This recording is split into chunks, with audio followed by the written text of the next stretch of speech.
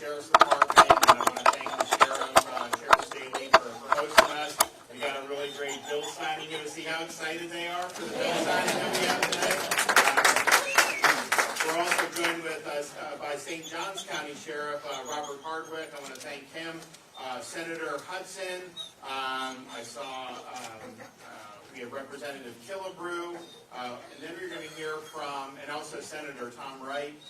You're going to hear from Emma Stanford, the founder of the nonprofit Emma Loves Canines. And so that'll kind of inspire today's bill signing, and I think it's really going to make a huge, huge difference.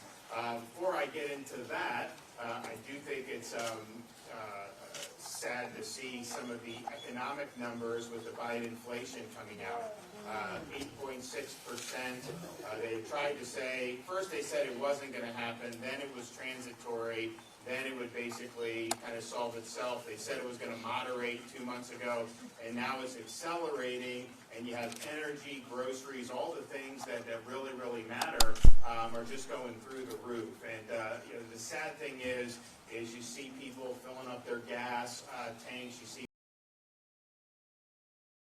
people struggling at grocery stores. These policies are the results that we're seeing with this inflation report, and unfortunately as a result of a lot of bad policy choices that have been made over the last year and a half.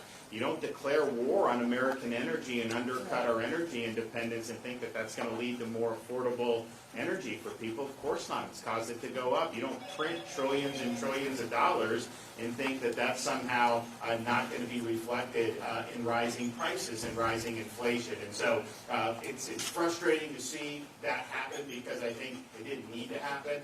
I think it was a lot of getting a lot of things wrong up in D.C. In Florida, we're getting the fiscal right, and we've got a big surplus. We have low taxes, doing great. We just announced all the stuff we're doing for conservation in the Everglades. We're doing more to save the Everglades than anybody's done in the history of Florida. You look what we've done with education, biggest teacher compensation increase in history. You look at what we've done for infrastructure, biggest FDOT budget that we've ever seen for our work program because it's a growing state and you need to make sure you're getting ahead of that.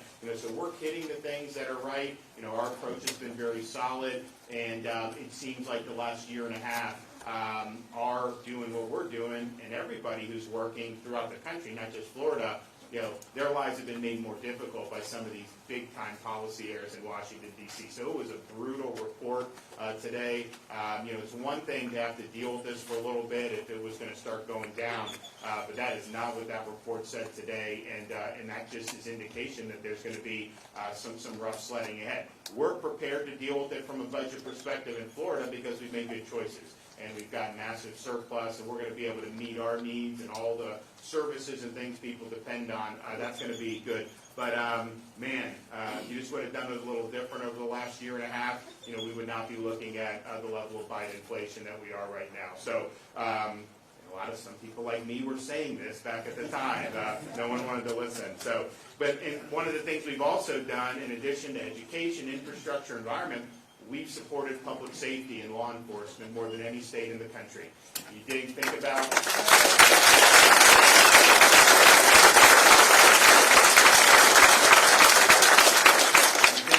the attacks that you saw on law enforcement, particularly 2020, but it actually was going on before then. You look at slashing law enforcement budgets, police departments all across the country, saying you're going to defund law enforcement. You've seen in a lot of these places crime has gone absolutely through the roof as a result, partially as a result of doing a lot of those idiotic policies, but we never bought into that in Florida. We backed law enforcement from day one, have never wavered, because we understand how important safe communities are. And you want to have communities start to look more like places like San Francisco and some of these other places that are having a lot of problems, then do things like they've done to attack law enforcement. If you want safe communities, you support law enforcement. Make sure criminals get prosecuted and put in jail. Make sure you're not just releasing them with no cash bail after they've already committed offenses. So we're not going to repeat any of those mistakes, but we've also stood up not just in terms of moral support, but we've provided strong financial support for men and women law enforcement. So in 2020, as you saw, all the defund efforts, we said we're not going to allow that. We signed legislation last year that prevents any local government in the state of Florida from defunding law enforcement. And that's going to provide protection for Floridians, for not just now, but in the future. We also said we're not going to defund, we're going to fund more. And so we did $1,000 bonuses for every single sworn law enforcement officer in the entire state of Florida. We did it again this year in the budget I signed.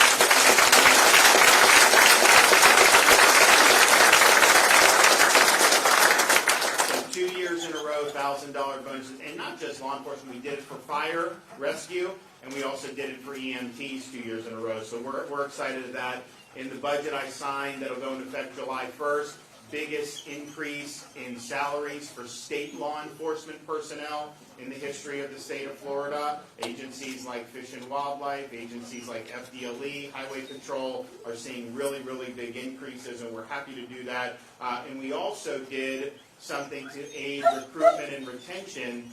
We're doing $5,000 bonuses for anybody who comes to Florida and is qualified to fill a law enforcement position. So they're getting treated horribly in Chicago or Seattle or wherever.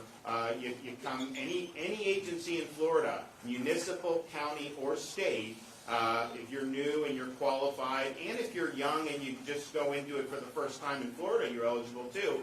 $5,000 signing bonus right off the top. I'll tell you, people, I haven't talked to these sheriffs about this yet, but other sheriffs are telling me they've got a lot of interest in people wanting to come down here. So I think we're going to be, and then we also put in money for law enforcement training scholarships. I mean, we offer things like Bright Futures for people to go to university, which is great.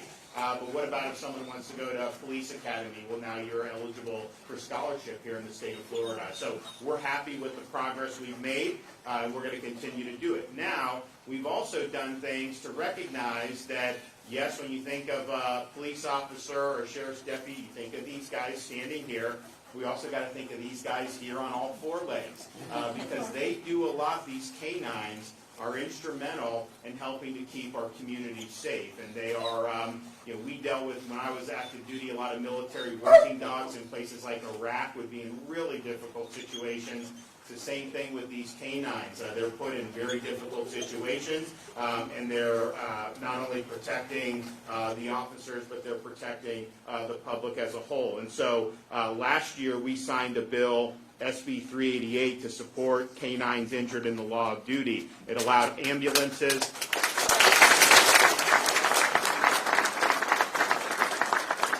It allowed ambulances and EMTs to transport and care for police canines that have been injured while protecting our communities to ensure that they can get care as quickly as possible. And this is something in terms of dealing with service dogs. We dealt with them when I was active duty and really benefited by them being in places like Iraq. We also saw how these service dogs could help veterans recover from things like post-traumatic stress. And so we worked in Congress. I introduced this bill called the PAWS Act when I was a congressman. Didn't pass when I was there, but it has passed since then. That is basically linking veterans with service dogs for some of these invisible wounds of war. And you can't just keep pumping people with drugs all the time and think that that's the solution, because for a lot of people that does not work. And so we were able to do that, and now that's widely accepted as something that merits support. And we have a great number of organizations throughout Florida who's doing it. Today, I'm very proud because in just a minute I'm going to be signing Senate Bill 226. Which creates the Care for Retired Police Dogs program to provide funding for the care of our retired canines.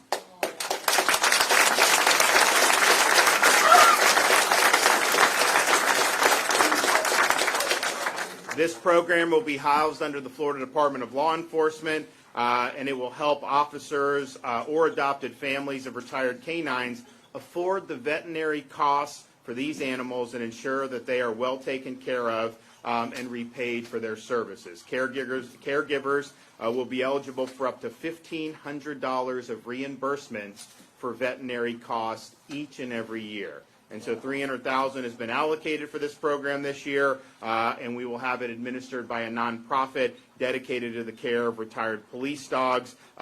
We recognize that our law enforcement community must include recognition for our four-legged friends, and we're doing that here today. And you know, you talk to some of these folks, the handlers, a lot of times only the handler will be able to adopt it when it retires because they don't want to go anywhere else. They want to be around that handler.